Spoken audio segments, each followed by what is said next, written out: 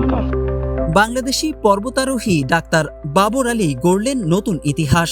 পৃথিবীর অষ্টম উচ্চতম পর্বত নেপালের মানাসলু জয় করলেন কোনোরকম কৃত্রিম অক্সিজেন ছাড়াই। এটি প্রথম কোনো বাংলাদেশির অতিরিক্ত অক্সিজেন ছাড়া ৮০০০ই শৃঙ্গ জয়। এই অভিযানে বাবরের সঙ্গে ছিলেন আরেক বাংলাদেশি তানভীর আহমেদ। প্রথম চেষ্টাতেই পৌঁছালেন লক্ষ্যে। এর মধ্য দিয়ে তিনি প্রমাণ করলেন বিদেশি প্রতিষ্ঠানের ট্রেনিং ছাড়াও কেবল দেশেই অনুশীলন করে উচ্চ পর্বতেও আরোহণ করা সম্ভব।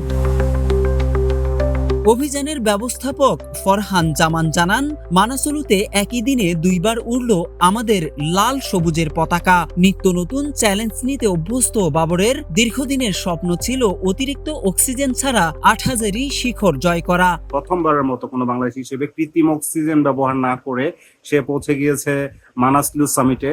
মানাসলু পৃথিবীর অষ্টম শীর্ষ পর্বত। আর বাবরের ১ ঘন্টা আগে পৌঁছে গেছে তানভীর আহমেদ। তানভীর আহমেদের এইটাই প্রথম ৮০০০ মিটার পর্বত সামিট। আমরা তাদেরকে ৫ তারিখ পাঠিয়েছিলাম, আর আজকে এই ২৬ তারিখে সে এই সফলতা পেলাম।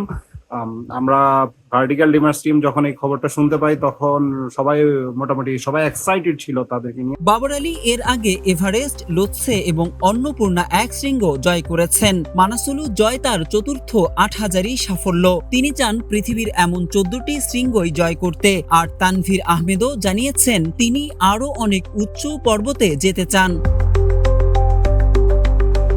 জানা গেছে গত ৫ সেপ্টেম্বর বাংলাদেশ থেকে নেপালে যান তানভীর ও বাবর। প্রস্তুতি শেষে তিলচেগ্রাম হয়ে বেস ক্যাম্পে পৌঁছান। কয়েক ধাপ অতিক্রম শেষে ২৬ সেপ্টেম্বর ভোরে গাইড বীরে তামাং এবং ফুরবা ওংডি শেরপার সঙ্গে মানাসলু শৃঙ্গে পৌঁছান তারা।